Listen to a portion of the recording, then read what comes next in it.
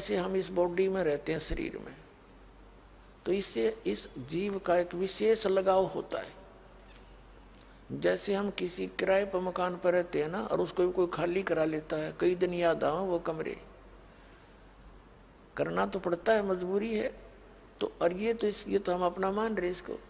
इसकी मृत्यु के उपरांत कुल के लोग तो इसको फूंक फाक देते हैं, इसका नामो निशान मिटा देते हैं, और वो जाता है ऊपर अपना कर्म का अकाउंट करा के फिर उसको वापस भेज देते हैं। क्योंकि 13 दिन में इसका सारा प्रोसेस पूरा हो लिया। तपस्या पे भी जा लेता है, वहां भी कष्ट उठा लेता है, फिर अन्य सब अकाउंट करा के इसको जो भी अगला जीवन मिलना है वो मिल जाता है, इसको वापस पटक दिया जाता है। तो जब ये वापस वहां आता है उस क्षेत्र में, ये कहां जाता है? घर पे आता है। घर से पता लगता है कि तेरे शरीर को कहां शमशान घाट पर फूका होगा, वहां जाता है। तो वहां इसने एक हड्डी भी मिल जाती है ना अपने उस शरीर की, उसके चिपक जाता है, या मेरी है। वहां से फिर ये सेवड़े टाइप के जो जंतर मंत्र करनी नकमी आत्मा, ये उन हड्डियों को उठा ले जाते हैं, और वो भूत साथ चला जाता है वो प्राणी। फिर उसको वो अपने जंतर मंत्र से काबू करके उसका दुरुपयोग करते रहते। तो अस्थियां उठाने का ये सिस्टम इन नकलियों ने शुरू करवाया, नकली गुरुओं ने।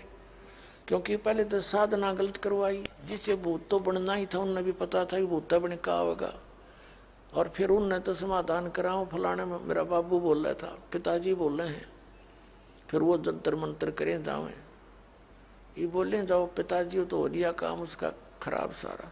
तो इसलिए इन्होंने एक विकल्प खोजा कि इन सभी अस्थियों को उठाकर ऐसे गहरे जल में डालो, बह जाओ, पता ही ना लगे कित गैर कित नहीं। और ये भूत यहां से भाग जा उस अपनी अस्थियों की तलाश में। तो वो देखते जाते हैं कहां कहां गए, उनको पता लग जाता है एक दूसरे भूत तक, तेरी हड्डी वहां ले गए, तो वहां तक जाता है ये जहां तक वो अस्थियां गई हैं। या तो वो ऐसे पकड़ा जाता अस्थि होगी तो नहीं, फिर वो वापस आ जाता वहीं पर जहां ये पहले रहा करता, वहीं आशा, जहां आशा था वासा हुई। तो इस प्रकार वो भूत ये अस्थियां उठाने की प्रक्रिया या न्यू सेलेक्ट की गई थी। लेकिन जब हम ऐसी भक्ति देंगे, अब वो अस्थि डालने क्या मुक्ति होगी उसकी? और के वो घर छोड़कर चलेगा, सबके घर बैठे हैं भूत उनके परिवार के। तो गलत साधना करने से जितने वर्तमान में प्राणी है ना मनुष्य, इनसे कम भी 20 गुना भूत हैं। प्रेत प्राणी सबके घर के वो सदस्य ने धक्के खाते फिर रहे, और सारे तंत्र मंत्र करा लिए, श्राद्ध भी कटवा लिए, फलाना भी कर दिया। अपने आत्मा जिस घर में या भक्ति प्रवेश हो जाएगी परमात्मा की, आपके वो पूर्वज भी वहीं पर हैं, वो धक्के खा रहे हैं बेचारे। लेकिन इस भक्ति के मंत्र के मिलने से वो आपको कोई हानि नहीं कर सकते किसी प्रकार की, और उनका उद्धार शुरू हो जाएगा, क्योंकि वो प्राणी है। अब इस मंत्र का जिस घर में जाप होगा और ये आरती नित्यनेम रामायणी डेली होगी, तो उन प्रेतों पर भी असर होगा, वो भी जीव है और उनका भी कल्याण होगा। अब कैसे होगा? अब इस स्टोरी से क्लियर हो जाएगा, परमात्मा की इस कथा से। अब वो एक आत्मा का, जैसे कई आप देखते हो गर्भपात से मरण होता है, जैसे आपने श्री महावीर जैन जी का इतिहास दास ने बहुत बार दिखाया, उसमें उसके कई लाख बार तो गर्भपात से मरण हुआ। यानी जीव था, उसका संस्कार ऐसा था कि गर्भपात, इतना ही मनुष्य जीवन था उसका, कुछ महीने 2 महीने 6 महीने का, वो गर्भपात होकर मर गया और नेक्स्ट जूनी उसने प्राप्त करी। तो इसी प्रकार एक आत्मा का उस गंदे अंडे में इतना ही संस्कार था, उसने वो जन्म उसमें प्रवेश होना था और उसका खत्म होना था। ये समझ लो गर्भपात था उसका, वो खत्म हो जाता वो जीव। अब अंडा जब गंदा हो गया था और वो आत्मा के निमित्त था, उसकी बॉडी थी वह, तो वो आत्मा उसका चिपकी बैठी रही, उसका चिपकी बैठी रही। मेरा है, मेरा है। अब जब भगवान शिव जी ये मंत्र सुना रहा था, वो अंडा स्वस्थ हो गया और वो तोता बन गया, फूट भी गया, बच्चा भी बन गया। और बच्चा बन के पार्वती तो समाधिस्थ होगी, उसने बोलना बंद कर दिया जब इससे ऊपर चली गई। क्योंकि इस हमारे शरीर में बहुत से ऐसे नजारे हैं इन चैनलों के माध्यम से, जिसका जो चैनल ऑन हो जाएगा उसमें वो उस जैसे जो टीवी ऑन कर दिया उसमें जो भी कार्यक्रम चल रहा है वो दिखाई देने लग जाएगा। तो पार्वती का चैनल ऑन हो गया, वो उस चैनल में घुस गई, उसमें देखो जो आगे क्या हो रहा है, कोई झरने बह रहे हैं, कोई डांस हो रहे हैं, फिल्म सी चल पड़ती है।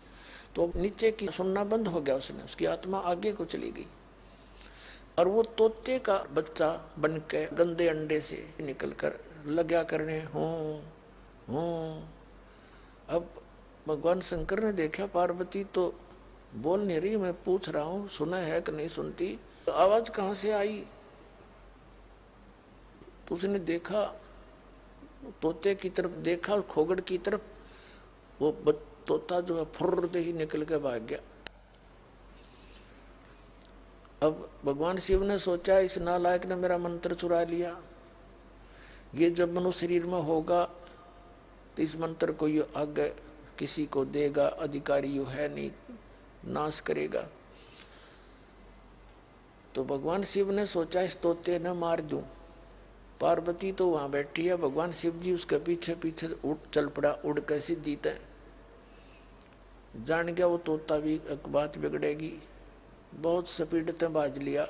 वेद व्यास जी ऋषि की पत्नी ने जमाई ली कुदरती, वहां शरीर छोड़ के तोते आला उसके मुंह के अंदर से अंदर प्रवेश कर गया पेट में।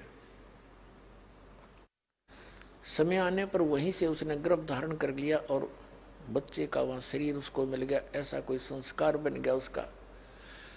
अपना आत्मा देखो, अब इस मंत्र के देने का अधिकारी उस समय शिव ही था,